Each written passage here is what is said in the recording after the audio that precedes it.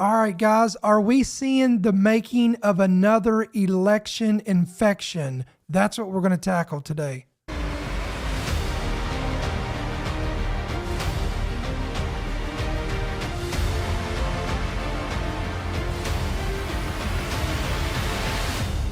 The following program is brought to you by friends and partners of End Time Headlines.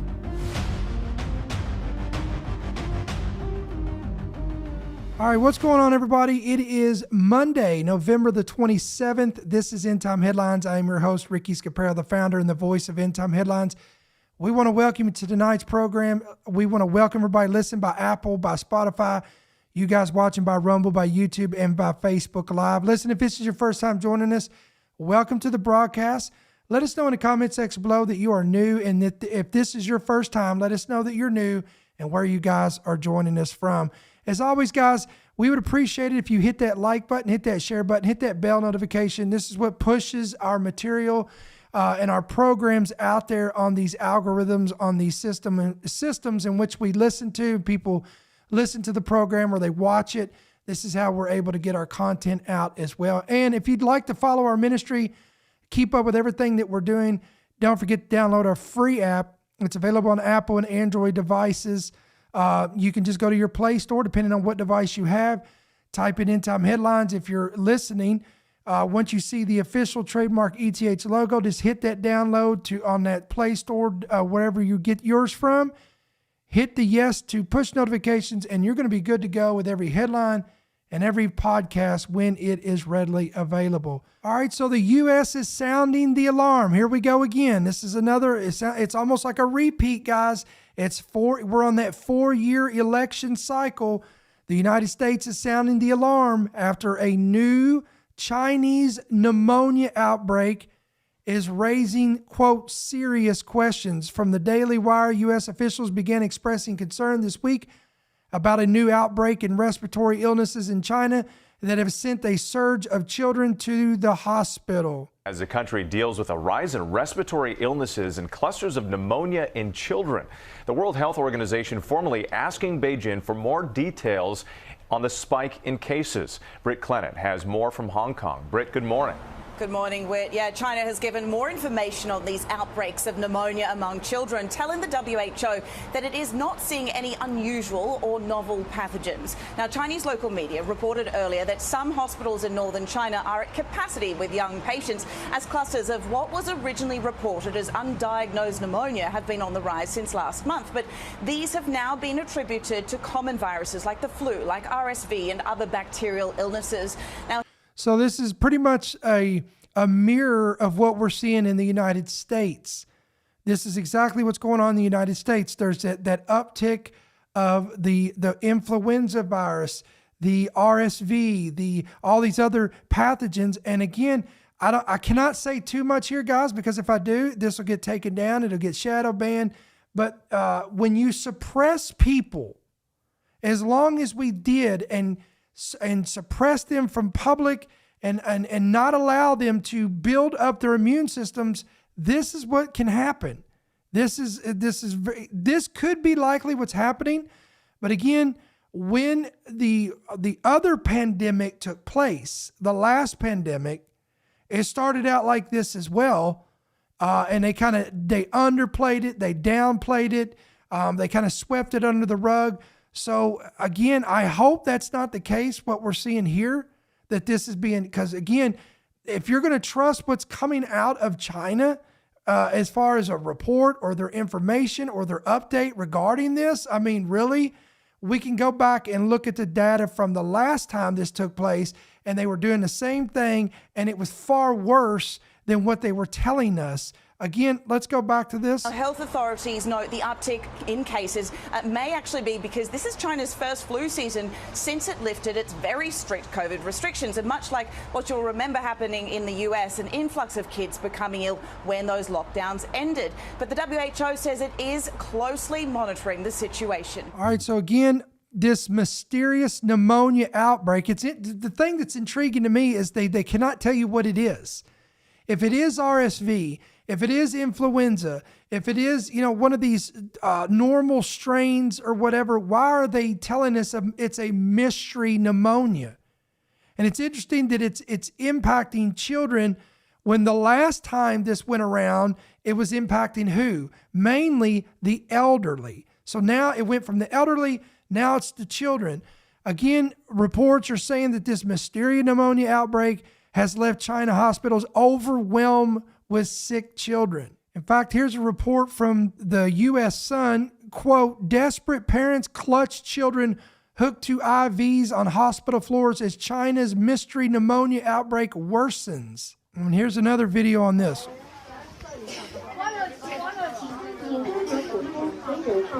Let me read this here. Families lined up in the hallways of Beijing's China's hospital on Thursday amid an increase in respiratory illnesses and reported clusters of pneumonia in children. And then you guys that are watching the visual of this, you can see where there's just, the hospitals are full of children lined up all through the hallways, in the corridors. Again, the World Health Organization has asked Beijing for details of the increase. Good luck on that, which Chinese authorities attributed to the lifting of COVID restrictions. Again, guys, look at the amount. This is in a hospital. Look at the amount of people that are in this hospital attributed to this. 因为孩子已经发热。 A doctor in a hospital in Dalian said the outbreak was of concern, but, quote, controllable. Well, again, guys, this is what we were told last time. She took her own teenage daughter to a hospital with a lung infection that was successfully treated with medicine. 将近5天的时间了，就是也给他用药。 Let's go ahead and fast forward this. 首先就是第一是担心孩子的身体，那肺部感染的话，如果产生一些 She said for lung infections there is certain irreversible 不可逆 damage. 的损伤的话，因为毕竟 There are many viruses that we could not fully understand. This is why it's 有很多病 concerning. 毒大家还是不了解它的，有一些是可治的，有 Some are curable and some are not. 一些不可治。经过我们这个新冠肺炎以后， After COVID, our life is at risk because of viral infections. 有一些那个， So people must have fears about it. 因为这个病毒的 Another thing is the school is now operating normally since the COVID restrictions are 感 lifted. 染啊，生命都没有得 The 以保护 Education 都没有 Bureau did not have any notifications about having online 留下来 courses. 的，大家肯定会有一点点 Since children are getting sick on a large scale, so the children need to take days off from 惧怕。然 school. 后这是其一，其二是 Quote, if they feel sick, and teachers also warned us, parents, not to bring them to school. And we're just going to mute this, guys, and read this for you. If they don't feel well and rest at home, if they rest at home, their studies might be affected. Then there's another report that China's COVID trauma returns as hazmat workers are seen in the streets, again, disinfecting the streets. This is according to Newsweek.com. According to the report, public health workers wearing full protective gear have once again appeared on the streets of northern China, according to footage that's been broadcasted to social media, evoking memories of the country's stringent antivirus measures during the COVID pandemic. According to the report, the hazmat-clad personnel were seen spraying disinfectant in public spaces in certain provinces in the northern sections of China, roughly 50 miles east of the capital of Beijing. According to the poster of the images and video footage, it remains unclear whether this was a local government initiative or central government directive. The reemergence of the gear, however, has raised speculation about the potential return of pandemic-era restrictions amid a surge of respiratory illnesses, notably among children, which has strained hospitals in the region. So again, guys, if this is controllable, nothing of concern. Again, questions have to arise. Number one is, why are we seeing this again? Number two, one individual who was a nurse came through and said that there are some cases that are manageable and others that are not. There's infections that are concerning. They're mysterious. They don't know the origin of them. And here you have these hazmat crews sweeping the streets of certain provinces of China, just like they did during the last pandemic. In the past days, China's state-controlled media have reported on hospitals in Beijing Tianjin and other northern areas operating at maximum capacity. Beijing Children's Hospital alone reported admitting over 7,000 daily cases. I want to say that again. 7,000 cases in one day. And their children.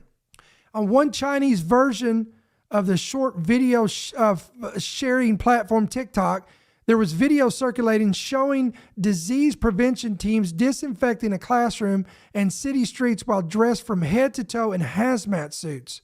So folks, we got all this going on. Again, it's almost like it's resurfacing again.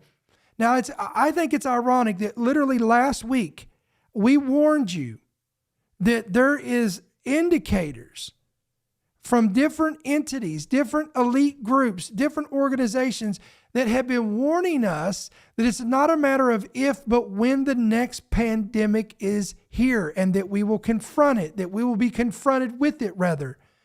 And I find it interesting. Remember, we reported on this that the CDC has been working overtime, adding flu and RSV surveillance at major U.S. airports. Y'all remember this? We talked about this with Larry Ragland. The Centers for Disease Control and Prevention announced recently that it will be expanding its respiratory viral surveillance of international travelers. Isn't it interesting that for some reason they felt that they needed to uptick this? They needed to increase the amount of surveillance that they have in the U.S. for international travelers. In 2022, the CDC launched its traveler-based genomic surveillance program, or other known as TGS, which is a public-private partnership to serve as an early warning detection system at U.S. airports for COVID-19 variants. The voluntary program involves taking nasal samples from international travelers coming into the U.S., with selective positive samples being sent to the CDC. According to the report, the agency is expanding these efforts by testing for more than 30 other additional pathogens, including including RSV and the flu. The pilot program will launch at 4 U.S. airports, which are the Kennedy International, the San Francisco Airport, Logan International Airport, and I believe he pronounces the Dulles Airport. The expansion of the traveler-based genomic surveillance program to flu, RSV, and other pathogens is, quote, essential as we head into fall respiratory season. And we're there. We're here now. And here we are. We have this strange, mysterious pneumonia that is exploding in China, that's overwhelming hospitals, affecting children. The TGS program, which began during the pandemic, acted as an early warning system to detect new and rare variants of the SARS-CoV-2 virus, and will do the same for other respiratory viruses going forward. Since this thing has launched last year, it has enrolled more than 360,000 anonymous volunteers covering flights from over 135 countries. Then we reported on this. UK scientists have been already in the works of developing vaccines as an insurance against a new pandemic caused by an unknown disease X. We talked about this last week. We've talked about this with Larry Ragland. They are already working on vaccines to counter what they're calling a disease X that is not a matter of if, but when it will crop up, it will emerge, and it will impact the world. In fact, they even drew up a threat list of animal viruses. Keep this in mind, animal viruses that are capable of infecting humans and could in the future spread rapidly around the planet. Which of them will break through and trigger the next pandemic is unknown, and this is why it's referred to as Disease X. One professor at a UK health security agency told Sky News that, quote, what we're trying to do here is ensure that we prepare so that if we have a new disease X or a new pathogen, we have done as much of that work in advance as possible. Quote, hopefully we can prevent it. That is a pandemic. But if we cannot and we have to respond, then we have already begun developing vaccines and therapeutics to crack it. Now, consequently, as of the reporting of this podcast, as of today, on November the 27th, on this Monday night, the United Kingdom has detected its first human case of a new strain of swine flu. According to the BBC News, health officials are investigating the first confirmed case of a new strain of swine flu in the United Kingdom.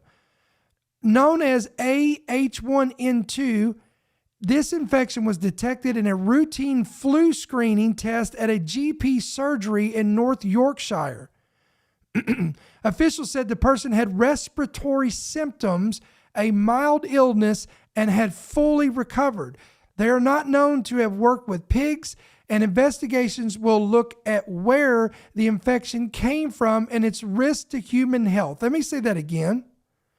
They do not know where the infection came from, and they do not know the risk it has to human health, but it is not known that this individual worked with pigs. In other words, they're ruling that out. They're saying that he had no connection with swine. So there's a full investigation of where this came from. How did he contract it? And does it pose a risk to humans? That's what they're trying to figure out here. Now, this also comes as we got the report of another egg farm. Another mass slaughtering of 1.3 million chickens amid an ongoing bird flu outbreak. And this latest one is from Ohio. So this makes 4 locations in the U.S. that have all had to slaughter over 1 million chickens in the midst of this ongoing bird flu outbreak. This latest one comes from a farm in Ohio's Union County that has, again, slaughtered 1.3 million chickens there to help limit the spread of a highly contagious virus after a case was confirmed in the flock this week. The outbreak, which began in early of 2022, has been much less severe this year as fewer cases of the virus are being found among the wild birds that spread it, but there has been to date over 8 million chickens that have all been slaughtered because of this disease. Then you have this bizarre story. If you haven't seen this story, this was pretty just crazy, in my opinion. A kitten that was adopted, a kitten that was rescued, rather, a 5-week-old kitten that was rescued recently tested positive for and I'll give you the quote here, a rare form of rabies. This, the rabies scare that this thing induced, look at this headline, guys. I'm just going to read this to you. Kitten sparks huge rabies scare that could put 7 million Americans at risk after catching virus, then scratching and biting 10 people before dying. Again, according to the report, this 5-week-old tuxedo kitten tested positive for what they're saying is a rare form of rabies. This was in the state of Nebraska. The variant is normally linked to raccoons and has never been seen in Nebraska. If not contained, 7 million Americans could be at risk of exposure to this fatal disease. However, human-to-human transmission is virtually impossible, scientists believe. Well, hold on now. Stop. Scientists believe it's virtually impossible, but remember, the same scientists that tell you it's virtually impossible for this to happen are the same ones preparing vaccines for a disease X that, again, and I'm quoting from these articles that I just showed you, that is a form of disease that's transmitted through an animal virus or a pathogen that has perhaps never been seen before. So on one hand, they tell you it's impossible, but on the other hand, they're saying, well, we're going to prepare just in the event that that the impossible becomes possible. Come on, are you listening to me today? This is why we talk about this stuff. Listen, I'd love much rather to be preaching the gospel, but as a watchman, we got to preach this stuff too. We got to inform you of what's going on. We got to give you these headlines. And remember, Jesus said in Matthew 24, there will be pestilences in the last days. He said there will be pestilences. He didn't tell you where the source of them will be. He didn't say specifically that they would come from an animal, from a laboratory, from a concoction, from an invention, from a government agency. He just said there will be pestilences, plural tense. A health alert this afternoon warns us about a new level of concern over rabies in Douglas County. We knew last week that a kitten tested positive for rabies. This afternoon, we learned the strain of rabies is not native to this area, so a sweeping effort is underway to trap, test, and vaccinate wildlife. KETV News Watch 7's Cal Larson is live with the breaking news. Even the wildlife is getting in on the vaccinations. Isn't that interesting? Bill, Julie, the health department is looking at a 3-mile radius from where that cat was found. That's almost all of eastern Omaha. Take a look at this map. The zone runs from 72nd Street between F Street on the south and Fort Street on the north, all the way east to the Missouri River. Officials say if you live in this area, you can expect to see federal agriculture in the coming weeks. It's not exactly clear how the cat contracted rabies. Experts just know the cat had the raccoon strain. They know at least 10 people had contact with the cat and that contact tracing was completed. Today, an appeal for help from the public. Report any stray animals, regardless of their behavior, or any wildlife that is acting unusual. This could mean more aggressive, looking confused, exceptionally timid, or if they're drooling. Keep an eye on those pets. Please get them vaccinated. Wow. So people in that target area could start seeing officials with the USDA knocking on their door, or they could start receiving letters from the USDA asking to set up traps in their yard for stray or wild animals. The health department is asking people cooperate because if this continues any longer or longer than they expect, that geographic area could expand. That geographic location could expand. So get your animals vaccinated. It's intriguing to me. Isn't it? This is so bizarre, guys, the world that we live in today. Now, remember all this, and I started thinking about this when I was putting all this together. We got all this going on, these strange pestilences, diseases, and these pathogens, but unknown, unforeseen this, and never before seen this, and mystery this, and we got all this going on. Well, remember this story? Y'all remember that lab? Remember that secret lab they found in California? Including this next story. The House Select Subcommittee on China that you're a part of says it found pathogens labeled HIV and Ebola inside a secret, illegal Chinese-owned biolab in California. Here's an important moment from the hearing you took part in earlier this week. Watch. How many of these labs exist throughout the country? We don't know that. There could be more Reedley, Californias around the country. Every elected official in this country should be concerned about whether an illicit lab with dangerous infectious substances could be hiding in their community. It has been almost a year since the discovery of the illegal lab, and we are still working to remove the chemicals and illegal medical devices on site. You asked the main question, Congressman, are there more of these in a city or town near you? But there are a lot of other questions. Why do the Chinese have a lab like this on U.S. soil to begin with? What possible reason could there be for having these pathogens in society in the first place? And why did the FBI and CDC choose initially not to investigate? Hello, that should be a huge ding, ding, ding, ding, ding. So many questions, Congressman. Yes, we absolutely have way more questions than answers at this point. It's very concerning. My thanks go out to the very observant code enforcement officer, Harper in Reedley, California, for paying attention to something that was out of the ordinary and discovering this.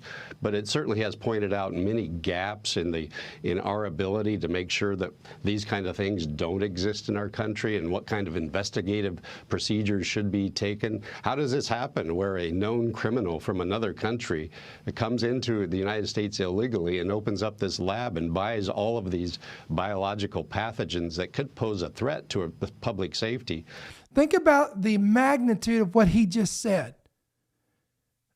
We got to rewind that. The magnitude of what this man just said right here should keep you up at night right there. If you don't know the Lord and you're not saved, I'm telling you, if I didn't know the Lord, didn't have a relationship with God, didn't have a prayer life, didn't have any of these things, didn't know the word and have the peace of God, that right there, that little phrase he just said is enough to keep somebody up at night. Let me play this again. Things don't exist in our country, and what kind of investigative procedures should be taken. How does this happen where a known criminal from another country comes into the United States illegally and opens up this lab and buys all of these biological pathogens? How did he buy them? With what money? Who was he purchasing from? Who had them to begin with? Remember this, and I'm going to show you this report. When we get done with this, I'll show you a report, and it kind of ties in with this. That could pose a threat to public safety. A lot of questions, way more questions than answers at this point. I'm so glad that our committee is being able to look at this, investigate this, so we know what kind of actions to take to prevent these kind of things from happening throughout the country. We have to respond to this. Yeah, the Chinese fly a spy balloon over mainland USA. Yeah. They have police stations in New York City run by the CCP, and now they're running labs. None of this makes sense. That's not the only thing they're doing, folks. Growing numbers of Chinese migrants are crossing the southern border, and the question is why? Why are they doing it? Where are they? And what is their intent? According to one report, despite the distances involved and the difficulties of the journey, listen to this number, 24,000 Chinese citizens have been apprehended. These are the ones that have been apprehended. What about the ones that didn't? They were apprehended crossing into the U.S. from Mexico in this past year alone, 24,000. That is more than in the preceding 10 years combined, according to government data. In the wake of President Biden's meeting with China's president, we turn now to a story about the big increase in Chinese migrants coming through the U.S. border down in Mexico. Border Patrol agents arrested more than 24,000 Chinese people for crossing the U.S. southern border illegally over the past year through September. That's more than 10 times higher than the previous year, and part of the overall rise in illegal border crossings that has made headlines. Elizabeth Palmer shows us why the Chinese migrants are willing to risk everything for a chance to make it to America.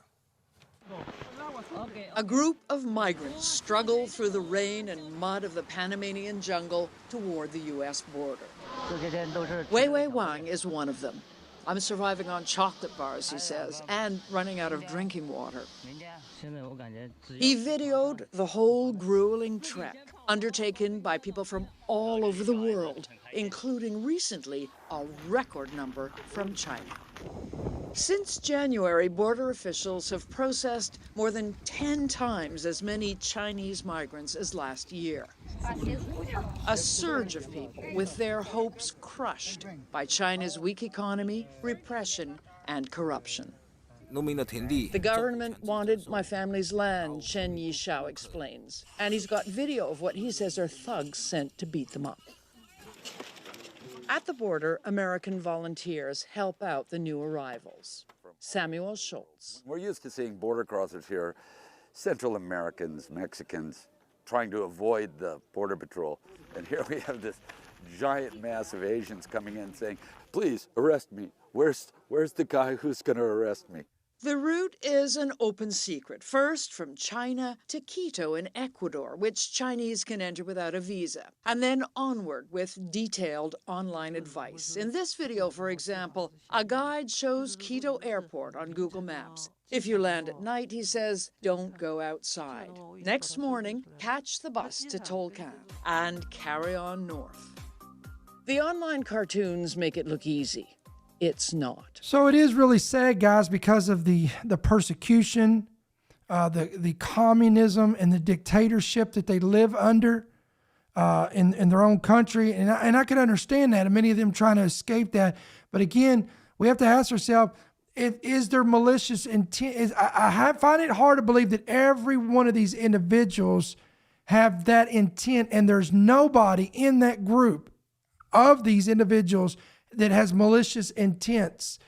Because remember, there has been many other, China has come in, they've been buying up land in the U.S., they've been buying up farmland, there's been all these things.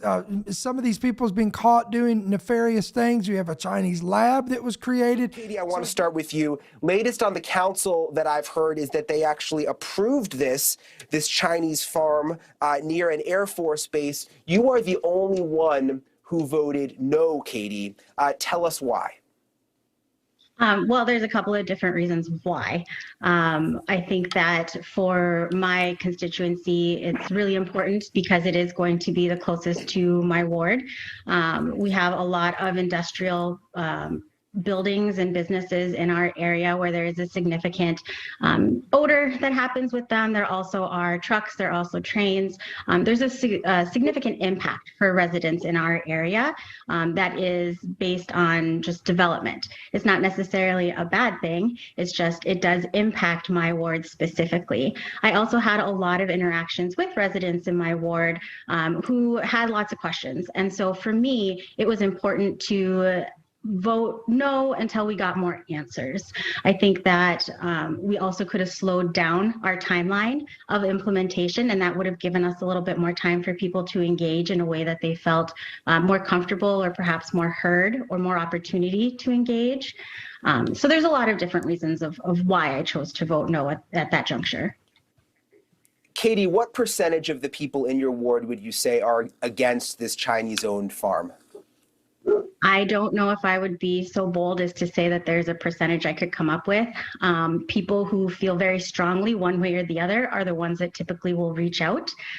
So I've definitely had folks who were not for the development for a lot of different reasons reach out to me. But I also had farmers and businessmen and women in the community reach out to me that were in support of its development.